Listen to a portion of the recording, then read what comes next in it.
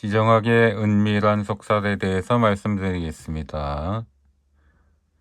은밀한 속살을 보고 들어오셨으면 잘못 들어오신 거고요. 지정학을 보고 들어오셨으면 잘 맞게 들어오신 겁니다.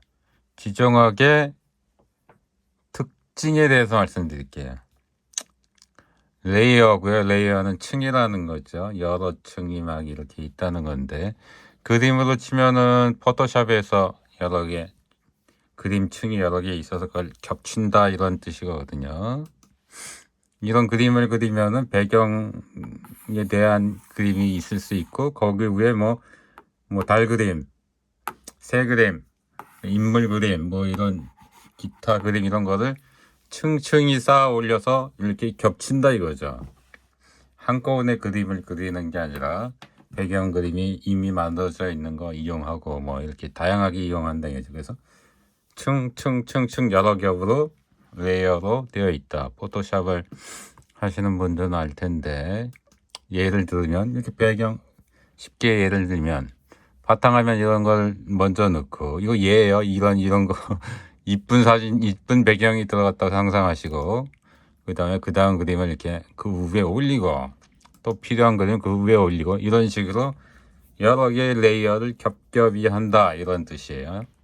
레이어라는 뜻이. 그래서 이것도 뭐 배경이 있고, 이게 각각의 그림이 아마 따로 그렸을 거고, 그거를 탁탁탁탁 붙인 거지. 여러 개의 레이어로. 그래서 이 장면이 나오는 게 보통 그렇게 그림을 그린다 이거죠. 한 번에 그림을 쫙 그리는 게 아니고, 요거 바탕 따로 그리고, 요거 따로 그리고, 따로 그리고, 이런 걸 갖고 있다가 이용할 때 이미 있는 그림이 있으면 그냥 갖다 붙이면 되는 거고, 필요할 때 필요한 부분만 딱 그리면은 딱딱딱 붙이면 된다는 거죠. 음악도 마찬가지예요. 음악도 악기가 여러 개가 들어간다면 처음에 무슨 악기 녹음해서 그거 붙이고, 그 다음에 다른 악기 뭐 녹음해서 붙이고 그 다음에 노래도 마찬가지죠. 가수가 여러 명 들어간다 그러면 여러 명을 가수들을 각 따로 녹음해가지고 딱 붙이는 거죠. 막판에는. 음악도 마찬가지고. 그래서 이렇게 드럼 녹음 따로 하고, 그 다음에 뭐 기타 녹음 따로 하고, 베이스 기타 뭐 따로 하고, 그다음에 노래 따로 녹음해서 착착착 붙인다 이거죠. 그러니까 포토샵 그림이나 음악도 이렇게 붙이는데, 이건 결국 곱하기라는 얘기야. 얘도 있어야 되고 얘도 있어야 되고 얘도 있어야 된다는 거죠. 레이어도 얘도 있어야 되고 얘도 있어야 되고 얘도 이렇게 얘도 있어야 되잖아요. 음악도 얘도 있고 얘도 있고 얘도 있고 얘도 있고 다 있어야 된다는 거지. 이것도 다 있어야 된다 이거야. 뭐가 하나가 작품이 나오려면 착착착 여러 개가 결국 다 있어야 된다. 레이어는 결국은 곱하기라는 특징이다. 얘도 있고 얘도 있고, 그래서 최종 결과물이 나온다. 이런 레이어, 여러 개의 레이어를 갖고 있다. 지정학도. 그래서 제가 이제 이론을 얘기했잖아요. 이론이 있어야 되고, 이런 이론에 맞아야 되고, 이런 이론에 맞으면은 강대국이 된다. 이런 거거든요. 결국 지정학이라는 얘기는. 그래서 결국 지정학 얘기는 강대국 조건에 대해서 얘기를 하는 거고, 그 강대국 조건에 여러 개가 있는데 동시에 그게 다 맞아야 강대국이 된다. 그래서 이런 레이어도 필요하고 이런 레이어도 필요하고 이런 레이어도 필요하다. 그런 게 레이어가 맞다? 그러면 이제 그게 강대국이 되는 거다. 그거에 대해서 얘기하는 게 지정학이다. 근데 지정학은 상대성이 굉장히 중요해요. 절대성은 중요하지만 상대성에 비하면 별로 중요하지 않고, 상대성이 엄청 중요합니다. 상대성적 사고를 하셔야 돼.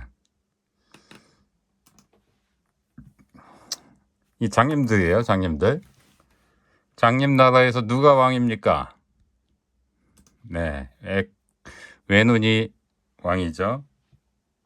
상대성 느낌 오셨죠? 이겁니다. 이거 지금 절대성이 중요하지 않죠. 절대성으로 보면 웃기죠. 지금 이게 중요한 게 아니라 상대성이 중요하다는 거예요. 상대성. 임진왜란 왜 일어났을까요? 우리나라가 못나서? 라고 말씀하시면 절반 맞는 거고요. 틀린 겁니다. 일본이 잘나서? 그렇게만 말씀하신 절반만 말씀하신 건데 틀린 거고요. 정답은 격차가 커서입니다. 격차가 커서. 상대성이 중요하다는 게 상대성. 격차가 커서. 한일 합방 왜 일어났을까요? 격차가 커서라고 답을 하셔야 돼요. 상대성이 중요하다고. 상대성. 격차가 커서. 한국전쟁 6.25 왜 일어났을까요? 격차가 커서라고 말씀하셔야 돼요. 상대성적 사고를 하셔야 돼요. 상대성적 사고를. 우리가 못나서 일본이 잘나서 북한이 잘나서 이게 아니고, 그러니까 여기서 중요한 게 뭐냐, 우리가 잘나는 것도 중요하지만 상대편 경쟁자가 못 나가는 것도 중요하다. 제가 유럽 얘기할 때 영국하고 독일하고 얘기했었잖아요. 내가 잘 나가는 것도 중요하지만 나의 적국이 못 나가는 것도 중요하다. 상대성이 중요하기 때문에 그래요. 상대성. 마두로 왜 잡혔어요? 격차가 커서 잡힌 거예요. 격차가 커서. 베네수엘라가 못 나서 잡힌 게 아니고 격차가 커서 잡힌 거예요. 그 다음에 세 번째 특징은 쉽다입니다. 쉽다. 이거 듣고 좀 이해가 안 되시죠? 지정학 책 보신 분들은 뭐가 쉽다는 거야? 지정학 책 그렇게 어렵던데. 아니, 난 지정학 책 그 저자들이 저는 말이에요. 무슨 담합을 하고 있는 것 같아요. 왜 쉬운 내용을 이렇게 어렵게 써놨는지. 책이 너무 어려워요. 지정학 책 읽는 건 재밌고 막 알아내고 이런 쾌감은 있는데 한편으로는 짜증이 엄청나요. 왜 이렇게 어렵게 써놨는지. 무슨 암호문 해독하는 것 같아. 응? 그리고 라틴어 성경 읽는 것 같아. 라틴어 성경. 응? 일부러 읽지 못하게만 어렵게 써놓은. 아니, 영어로 성경을 써놓으면 되잖아. 응? 왜 아무도 못 읽는 라틴어로 성경을 써놔가지고. 아니, 그냥 영어로 누구나 다 읽는 영어로 써놓으면 될걸. 지금 이 꼴인 거예요. 지금 지정학 기존의 책들이 제가 느끼기에는. 엄청 쉬운 내용인데 왜 이렇게 어렵게 써놨는지. 가나다 더하기 빼기만 할 줄 알면 충분히 이해할 수 있는 건데. 이거 충분이에요. 충분이라고 써놨네. 충분. 굉장히 쉽다고요. 이거 기존에 제가 올린 동영상 보시면 바로 이해하실 수 있습니다. 어려운 내용이 아니라는 거. 제가 지금 반기를 들고 있죠. 기존 지정학의. 네 번째 특징은 이상하게 이거 미래 예측을 할 수가 있어요. 제가 여러 가지 학문 공부를 하면서 미래 예측이 되는 거는 저도 처음이거든요. 깜짝 놀랐거든요. 내용도 쉬운데 미래 예측도 된다? 제가 미래 예측 기존에 올린 동영상 자료들에서 미래 예측을 했던 내용만 정리하면, 미국의 지정학은 엄청나가지고 미국의 패권은 영원히 뺏길 수 없다는 말씀드렸죠. 미국의 패권은 영원히 간다. 중국 지정학적 위치도 나쁘지는 않은데 미국에 비하면은 좋지 않아가지고 중국은 미국을 영원히 이길 수 없다. G2다. 영원히 G2다. 제가 말씀드렸고, 지구에서 지정학적 패권은 끝났고, 패권 경쟁은 끝났고, 다음 미국을 능가하는 패권은 달에 이주해서 사는 달 국가라는 게 생긴다고 그러면 달 국가가 그때 가져간다. 아메리카 이주해서 아메리카 미국 생겼듯이 이제 나중에 기술이 발전하면 이제 달나라 가서 살 수도 있잖아요. 그럼 달나라 가서 사는 사람이 굉장히 살기 좋은 환경으로 만들 수 있다면 달나라라는 거가 패권을 가져간다. 그다음에 러시아 같은 경우는 지정학적으로 좀 나쁘다. 한마디로 말하면 내륙 국가다. 그래서 러시아는 제가 볼 때는 하향 곡선이다. 근데 러시아가 만약에 동쪽을 개발한다고 그러면은 동쪽을 개발할 요인이 많거든요. 한국이 있고 일본이 있고 중국이 있고 그렇기 때문에 마음만 먹으면 개발할 수 있어요. 그리고 또 부동학이 동쪽에 있어. 그래서 동쪽을 개발을 할 수가 있는데 동쪽을 개발하면 동쪽이 크게 발달할 수가 있어요. 굉장히 동쪽에서 크게 부흥이 돼서 인구도 많이 늘어나고 이게 장기적인 얘기예요. 그럼 장기적으로 제가 장기적인 얘기는 뭐 한 100년 정도 얘기인데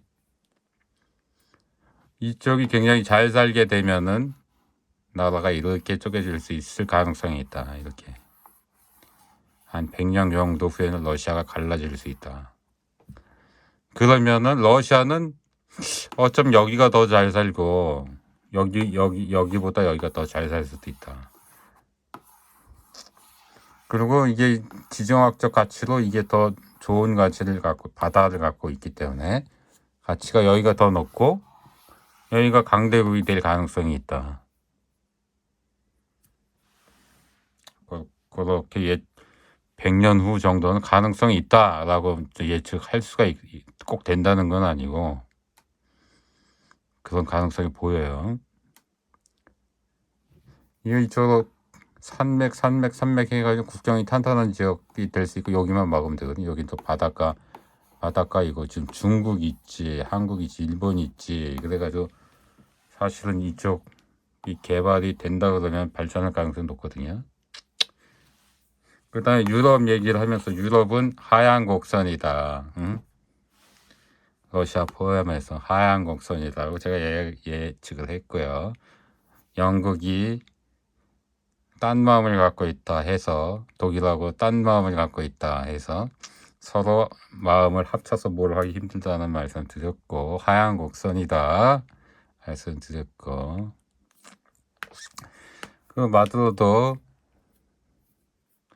이 내용을 알았다면은 미국하고 중국하고 줄타기를 외교를 했었어야 되는 거지. 그것도 약간 미국의 우선적인 한쪽으로 그냥 확 중국으로 기울어서 문제가 됐던 거지. 이 지정학 내역을 알았으면은 미국이 약간 51대 49 정도 그런 줄타기 외교를 했었어야 된다. 중국 우선의 그 외교는 무조건 위험하다. 이건 우리나라한테도 시사하는 바가 있어요. 우리 중국하고 친하게 지내야 돼요. 그러나 중국에 더 우선권을 준다든가 미국의 심기를 거슬 정도로 친하면 안 된다. 위험하다. 왜냐하면 미국 패권은 영원히 가기 때문에. 5번째 특징에 대해서 말씀드릴게요. 전쟁이 노멀이라고 이게 생각을 하셔야 돼. 전쟁이 특이한 상황이다. 응? 전쟁은 일어나지 않는다. 이렇게 생각하면 안 돼. 전쟁은 언제든지 일어날 수 있다. 이렇게 생각을 해야 돼요. 아까 상대성 얘기했죠. 상대성 얘기하면서 한 것, 뭐, 반복적인 얘기일 수도 있는데, 이건 이제 현실 직시를 해야 된다는 거예요. 전쟁은 언제든지 일어날 수 있다. 언제? 어느 상황에서? 격차가 클 때. 상대성이 그래서 중요하다는 게, 언제? 격차가 클 때. 러시아 우크라이나 전쟁 왜 일어났냐? 격차가 크기 때문에 일어난 거예요. 지금 전쟁이 일어나고 있잖아요. 격차가 크기 때문에 일어나는 거고. 마두로 왜 잡혔어요? 베네수엘라하고 미국과 격차가 크기 때문에 일어난 거고. 그 다음에 우리 한일 합방 왜 일어났어요? 격차가 크기 때문에 일어난 거고. 일본은 또 언제든지 격차가 크면 언제든지 일본이 잘 나가고 침략해야 되겠다는 데가 뭐 격차가 크면 언제든지 저는 일본은 전쟁을 할 수 있어요. 어느 나라든지 전쟁을 할 수 있다라고 생각을 해야 돼요. 그다음에 북한하고 우리 북한 또 전쟁할 수 있어. 언제든지 전쟁할 수 있어. 언제? 격차가 클 때. 저는 그래서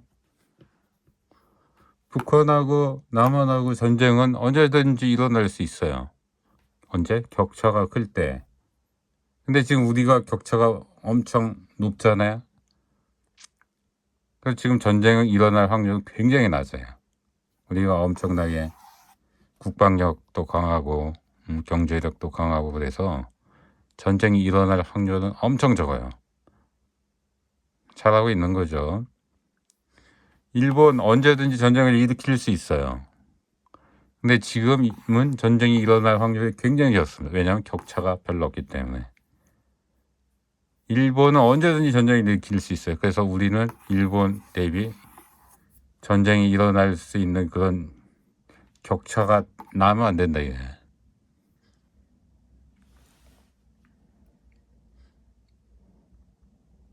그 다음에 6번째는 이거는 뭐 제가 정리하는 지정학적인 특징인데 저는 자원 얘기는 좀 하고 싶지는 않아요. 자원 얘기를 하게 되면 사실은 이게 지정학이라기보다는 뭐 지질학에 가깝고 그렇기 때문에 자원 얘기를 안 하고 또 지정학적 평가를 할 수 있다는 걸 보여주고 싶은 거거든요. 그래서 저는 자원 얘기를 안 하려고 하고 있고 어쩌면 해야 될 때가 오더라도 제일 나중에 진짜 뭐 엄청나게 끝에 가서 얘기할 생각이에요. 그래서 오늘 지정학의 특징에 대해서 여러 가지 말씀드렸는데 제일 중요한 거는 상대성이 제일 중요한 것 같긴 하고 또 여러 가지 레이어가 있어서 여러 가지 조건들을 원리가 맞으면은 강대국이 된다 말씀을 드렸습니다. 그리고 언제든지 전쟁을 일어날 수가 있다. 그게 노멀이다. 그래서 그에 대한 대비를 하고 있어야 되고 지정학의 은밀한 속살에 대해서 말씀드렸습니다. 이상입니다.